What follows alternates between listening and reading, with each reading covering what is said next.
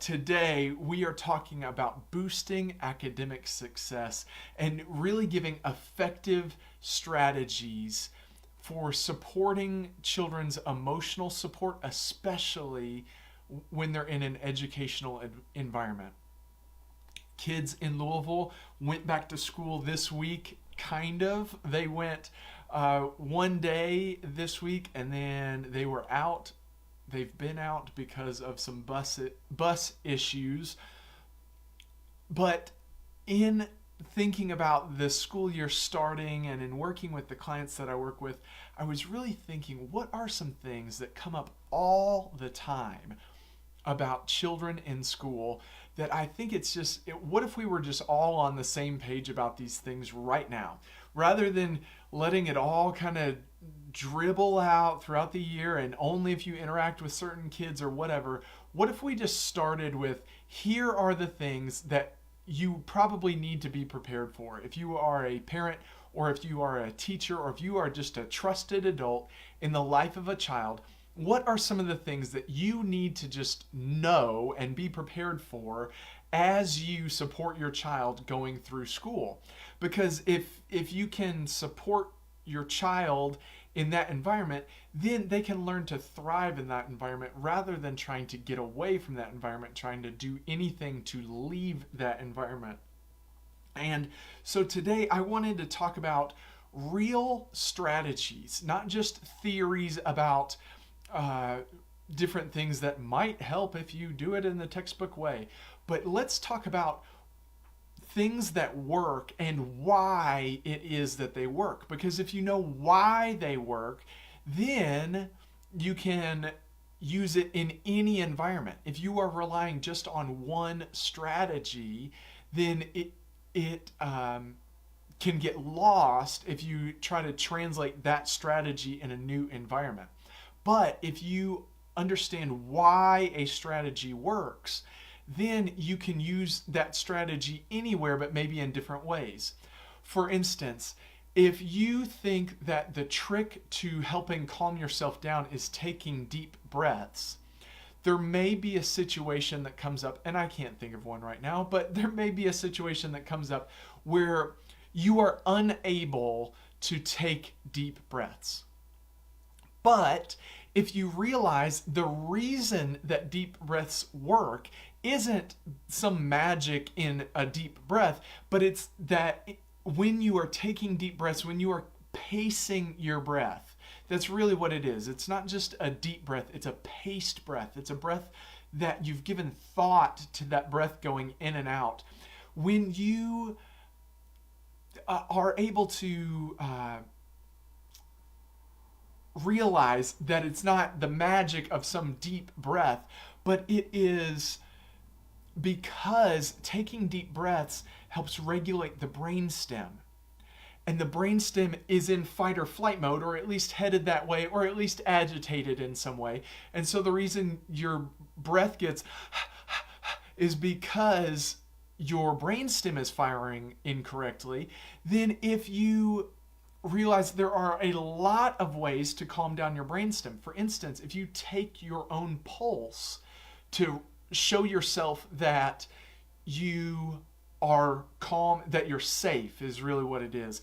You can take your own pulse, and that will also calm down your brainstem. So now you know this whole thing, it's not just about the deep breaths, it's about calming down your brainstem. So you might not be able to think of a ton of different ways to take creative deep breaths, but you can think of a lot of creative ways to help yourself and the children in your life regulate their brainstem, to bring control back and show themselves that they really are calm and safe. Taking the pulse, you can take deep breaths.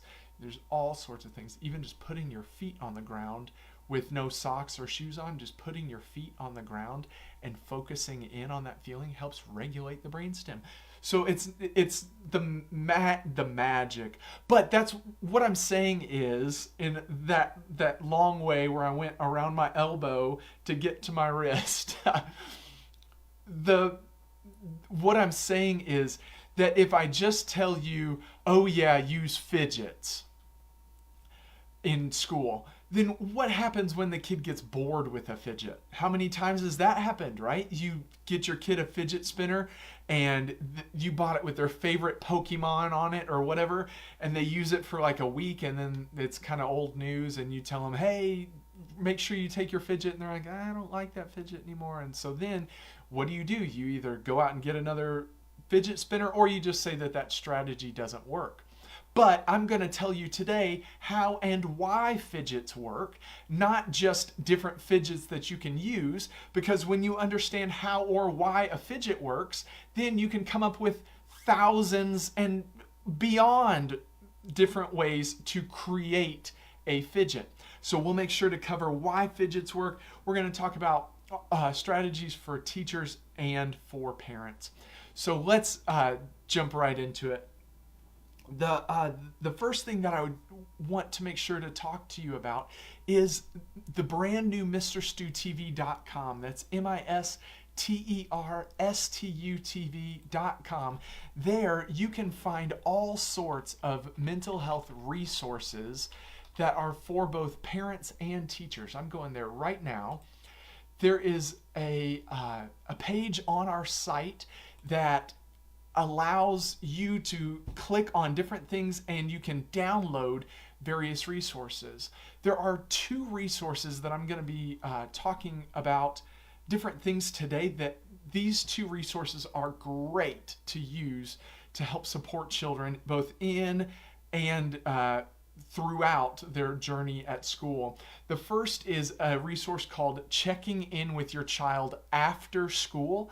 That one is for parents. So if you are sick and tired of the conversation where your kid walks in and you say, hey, how was your day? And they say, good. What'd you learn? Nothing. Oh, nothing? Well, I learned some stuff in math. Okay. And then they go to their room, they shut their door, and you never hear from them until it's dinner time because they need food, right?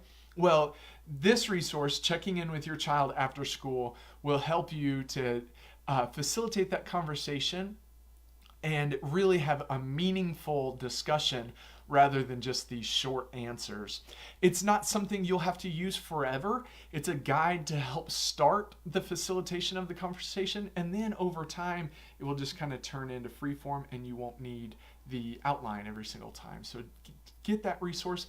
The other is one that's called Checking In with Your Student at School. That is a resource mainly for teachers.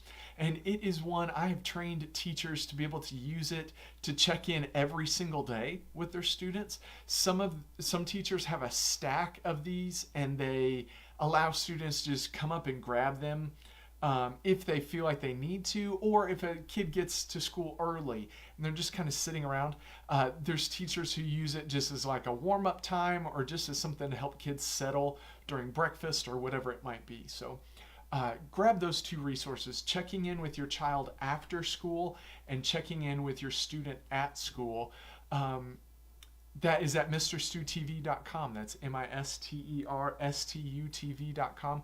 Click on the link that says resources. And if you are a teacher looking for some boosting to your SEL curriculum, your current social emotional learning curriculum, Mister Stu TV offers some curriculum as well, and we will give you our very first edition of it, our anxiety edition, for free if you go to the website MisterStuTV.com and just click on curriculum, and you can see how to do all that there. So those are some resources that can be very helpful for you, just some tangible things rather than just theory or I hope that this works.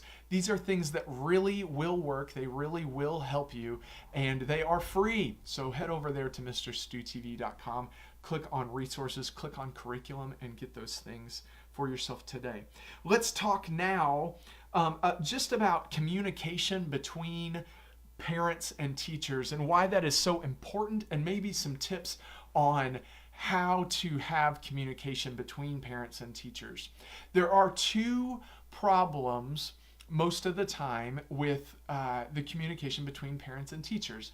And those 2 problems are that either the teacher is not communicating enough with the parent and the parent is not communicating enough with the teacher, or the teacher is communicating too much with the parent, or the parent is communicating too much with the teacher. These are the broad ends of the spectrum. And what teachers and parents need to settle on is something in the middle. I think in today's world, it is expected that people just answer text messages immediately. Parents, please understand it is impossible for teachers to keep your child and all of the other children in their care safe and respond to your text messages throughout the day. It's just not possible.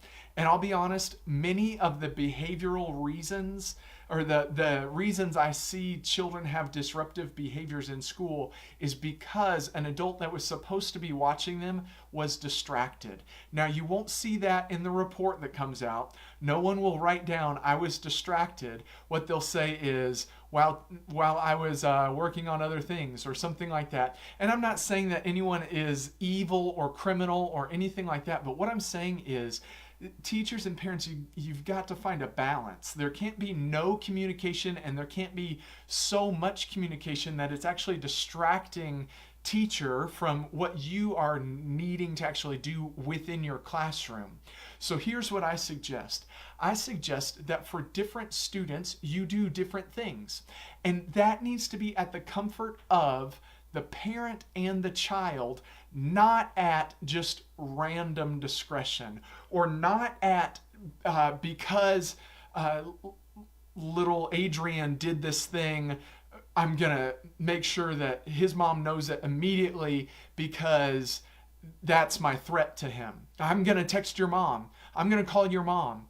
And there are so many reasons why that doesn't work. But let me get back to the first thing first, and then we'll go into why that doesn't work.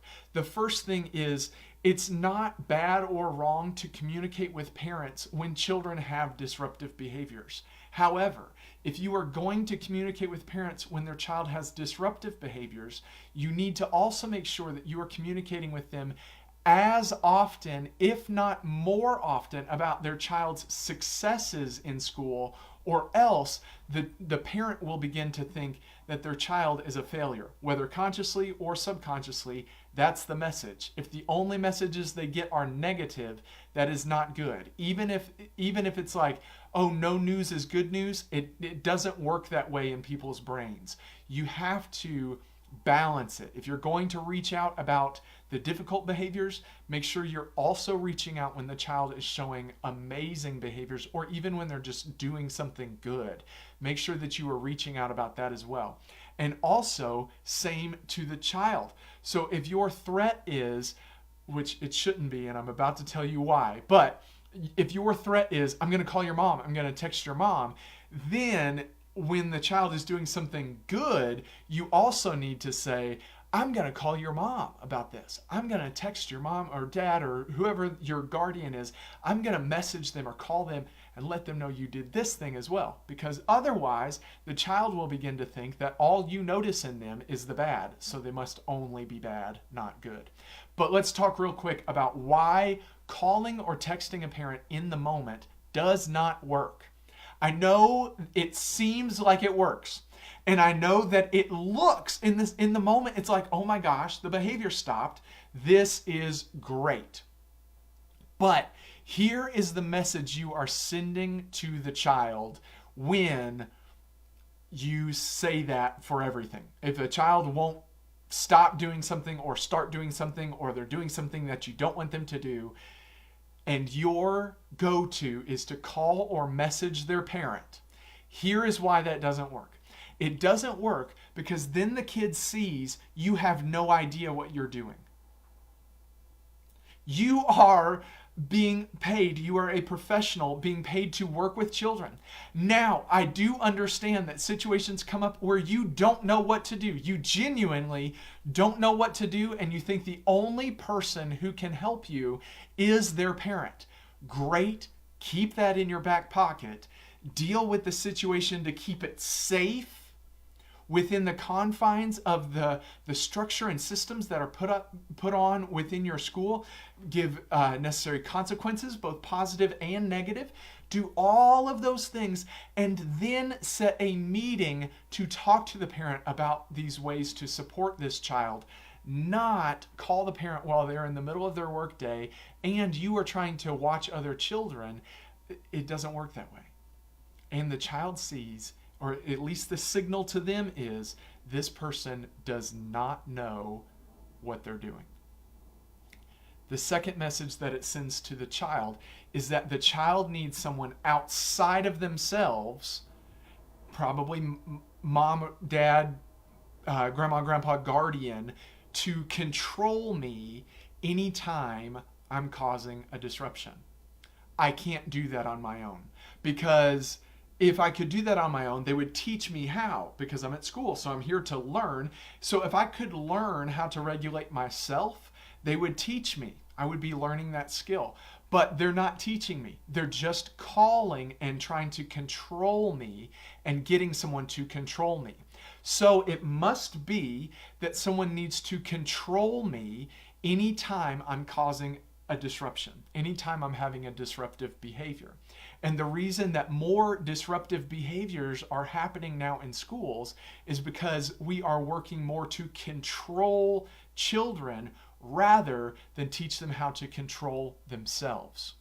We have things like SRTs, and I'm going to go into that. SRTs are a great resource to help support children, but they should not be used as a consequence. But we have all of these systems in place that are there to control children, not to teach children how to control themselves. And so in those situations, when you want to reach out to the parent, think, what is my question? What really is it that's going on here that I need the parent's help with? Because if every time to help the child calm down, you call their parent, then guess what? Every time that child needs to calm down, you're going to need to call their parent, because that's all you've taught them. But if you're with them and you help them regulate it and you help them understand, yes, this is an uncomfortable feeling, but it's going to be okay, and we're moving on, because your emotion is about to move on too. I know you're angry. That's okay. Keep working, because you're angry. We can't stop just because you're angry. Your anger will pass. It will pass, and when it does, I'm very excited. But we have to allow children to feel that emotion, feel that discomfort, and that's how they'll really learn to regulate themselves rather than just allow themselves to be controlled. Let's talk about SRTs, or some schools call them safety, some schools call them security guards, whatever it might be. But those people who are there to come, and I guess the belief is they are there to come and remove children from classrooms when those children are being disruptive. That is at least the way that it has been described to me. We have got to start looking at these SRTs as offering a safe break to a child, not as a negative consequence or punishment because of something you did to me. Let me say that again, and I might not use the exact same words, but here's what it is. We have got to move from an SRT being something that is a punishment for something that you did. I'm gonna call them. It's that punishment mentality. We have to move from that into a mindset that an SRT or a security break or whatever is a break for a child who is stressed and cannot right now make appropriate decisions in this environment. That is why you remove a child from a classroom. Not because you were angry with them. That's not a reason to remove a child. Not because you think something might happen. That's not a reason to remove a child. Not because they are sitting with their head down and refusing to get up. That's not unsafe. That is a completely appropriate way for a child to regulate themselves. And so if you are calling in someone to remove a child because you are angry with that child, you have missed the entire point of what this SRT is for. An SRT is a safe, secure break for a child who cannot appropriately regulate themselves in the current environment. So we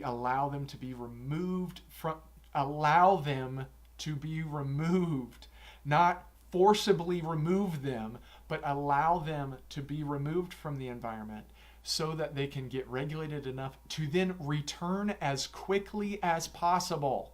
Not wait until the end of class, not wait until the end of the day, not wait 2 hours until lunch, not any of those things, but return to class as soon as possible. And guess what? Then they might need to get taken out again, and then they return to class as soon as possible.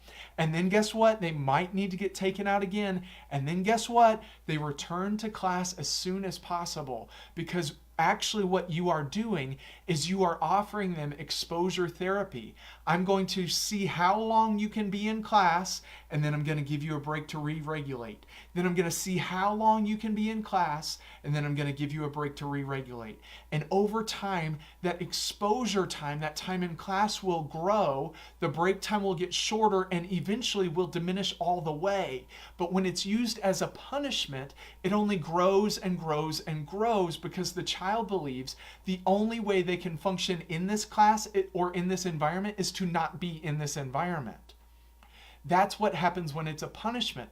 But when it's used as a support strategy for a child, then it allows the child to take a safe and secure break and then return to class as soon as they possibly can. And then they will get stressed out again. They will need that support again. And so they're allowed to take another break and then return to class as soon as possible. And over the days and weeks and months, and maybe for some students even years, you will see that their time away is diminishing, because they'll see that in the class is actually where the fun is. It just took some time to get used to that kind of fun. Learning can be fun too. And that brings me to my final tip and trick, and that is about fidgets. This is something I've been so excited to talk about, and it is based on some research that I am doing for some courses that are coming out at Mister Stu TV. I am offering a course about autism spectrum disorder, and it is about to come out live. When that happens, anyone who is on our mailing list will get a code that will give them $15 off of that course. So be sure to sign up on our email list. You can sign up by going to MrStuTV.com. There will be something that pops up and asks you to sign up for our mailing list. If you will sign up there, you will get $15 off of that course. And it is so much fun for me to talk about autism spectrum disorder and really what is happening in the brain of a child with autism or a person with autism. What is the actual cause of this disorder, not what are all the symptoms. Rather than just talking about the symptoms, let's talk about where those symptoms are coming from and why those symptoms are happening. Based on that course, I've also designed some on other childhood disorders. Well, in all of that research, I did some research about ADHD and was learning about ADHD and that disorder, and then started asking myself, well, why do fidgets work? If I understand what ADHD is, then now let's talk about fidgets and how that plays into the brain.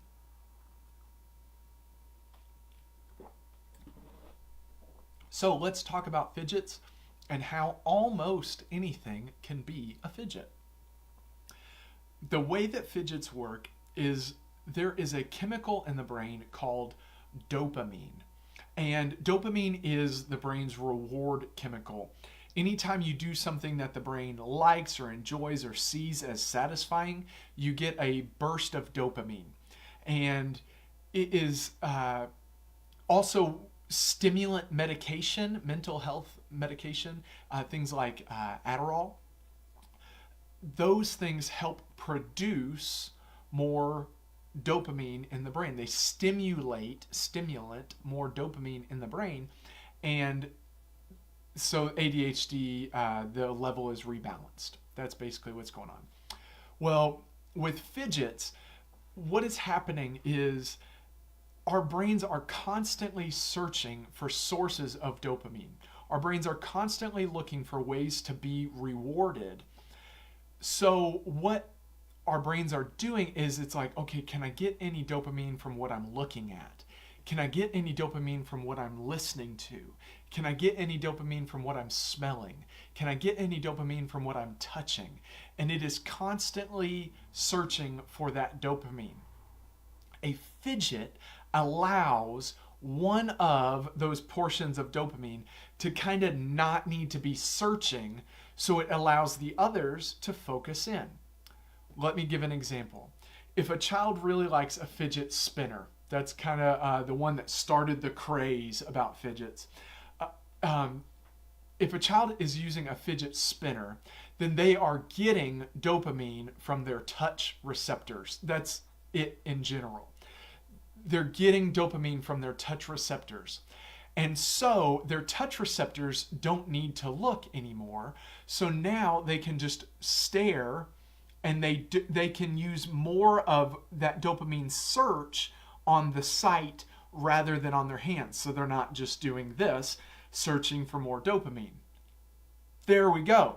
So fidgets work by plugging some of those dopamine receptors in general, and it allows the person to focus in with the receptors they need to focus on.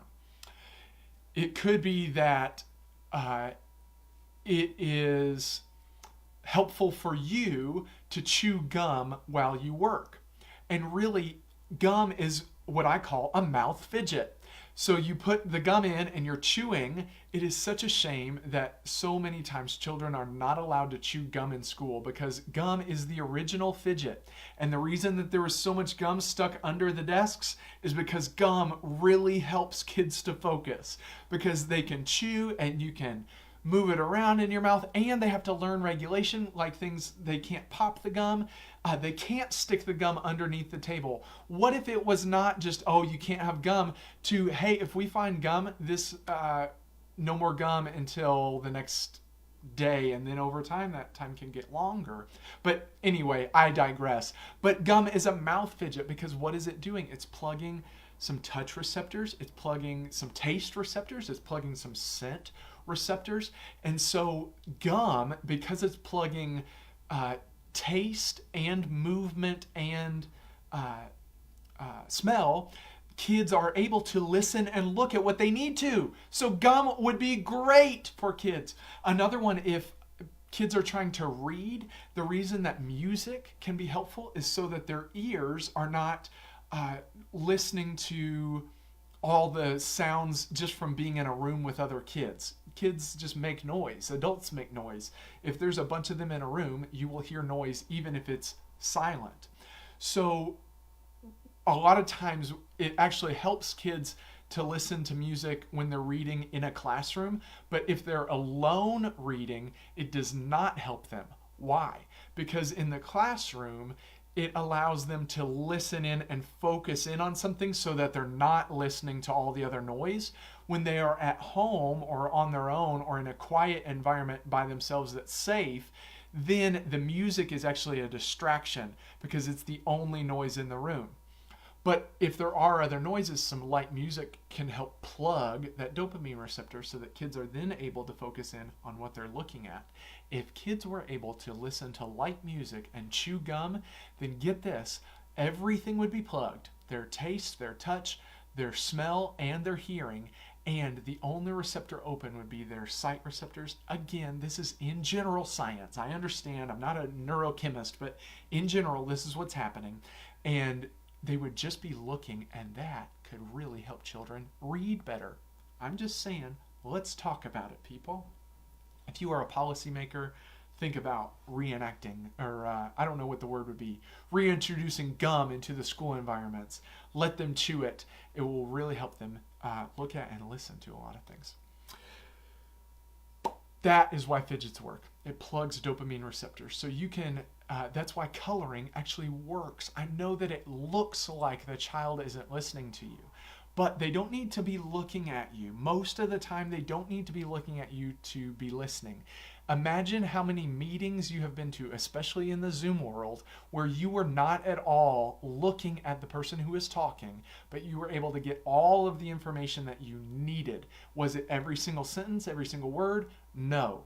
But really, we don't need that. People use a lot of filler words. So if you allow children to not be looking at you and maybe coloring, or maybe they're drawing, or maybe they're doodling, or maybe they are writing, maybe they're taking notes, or maybe there are some who do just want to sit and look at you and focus on you because you are interesting and dynamic and creative. If that was allowed, children could hear a lot more because their brains wouldn't be looking for dopamine in sight and in tactile things.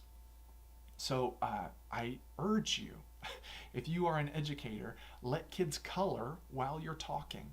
They really can listen to you. And as a matter of fact, they will listen better because their sight and their tactile receptors, those things searching for dopamine, won't have to search because they'll be focused on the coloring. Or other fidgets. So that's why a fidget spinner works. It's plug in a dopamine receptor. That's why music works when you're working out, because it plugs this dopamine receptor. Now again, what the problem can be is if then you rely on this hard and heavy music to be able to lift, well then you've outdone yourself. So you do have to find a balance there. But fidgets work because they plug the dopamine. So find things that are rewarding to the child. And if you'll let them just dabble in those things, and again, find things that are quiet. Things like just pieces of Velcro, the rough side and the soft side. If you put them together where this is the rough side and this is the soft side, or the other way, it doesn't matter. But this part, the parts that are touching, is the sticky side. So you have the smooth side on the outside over here and the rough side on the outside over here. You've created a fidget because the kid can feel the two different sides and they can flip it over in their hands and feel it. You can also put Velcro strips in folders. You can put them underneath of chairs. You can put them under desks, and they can be removed. So, and they're silent to let kids just play there on the Velcro strips.